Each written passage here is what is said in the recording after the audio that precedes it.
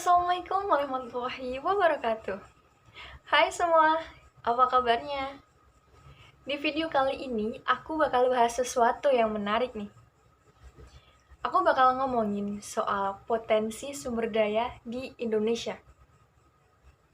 Seperti yang kita tahu, Indonesia ini sangat-sangat potensial.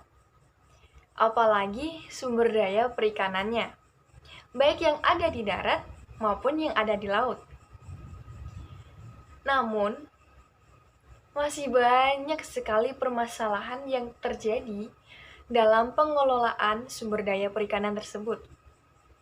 Di antaranya adalah pemanfaatan yang belum optimal, serta ada masalah yang tentunya sudah sangat tidak asing bagi kita, yaitu overfishing.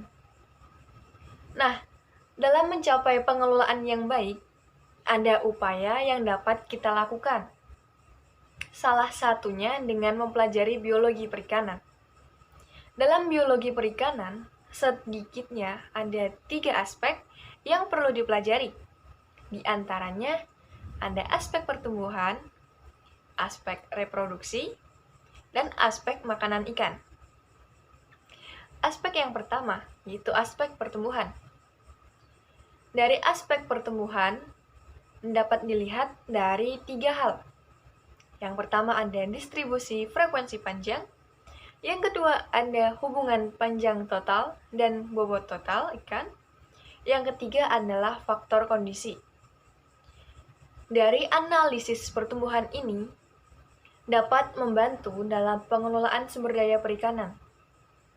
Hal ini karena setiap ikan pasti memiliki sifat pertumbuhan yang berbeda. Dengan mempelajari dari aspek pertumbuhan ikan ini, kita dapat mengetahui sifat pertumbuhan dari suatu ikan, dan juga dapat digunakan dalam menentukan ukuran alat tangkap yang sesuai dengan ukuran ikan target yang sudah siap untuk ditangkap. Aspek yang kedua adalah aspek reproduksi. Dari aspek ini dapat dilihat dari 5 hal. Yang pertama adalah faktor proporsi kelamin.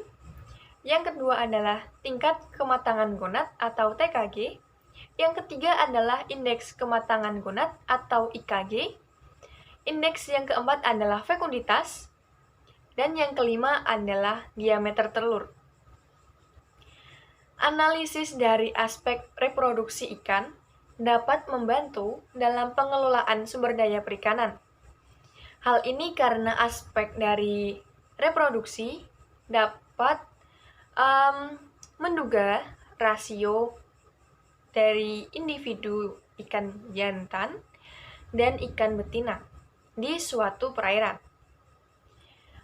Yang kedua dapat digunakan untuk menduga stok di perairan serta mengetahui waktu yang tepat untuk menangkap ataupun tidak menangkap suatu ikan tertentu. Selanjutnya yang ketiga adalah aspek makanan ikan. Dapat dilihat dari 6 hal. Yang pertama adalah indeks bagian terbesar atau index of preponderance. Yang kedua adalah luas relung. Yang ketiga adalah tumpang tindih. Yang keempat, panjang usus relatif. Yang kelima, indeks isi lambung.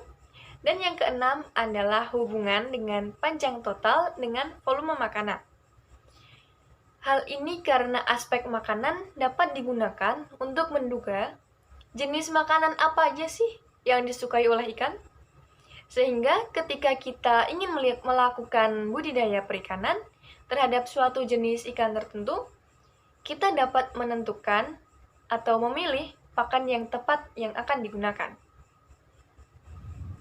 Nah, sebenarnya masih banyak sekali manfaat yang bisa diperoleh dari mempelajari biologi perikanan untuk mengelola sumber daya perikanan. Menarik bukan? Cukup sekian video obrolan kali ini. See you next time. Bye-bye.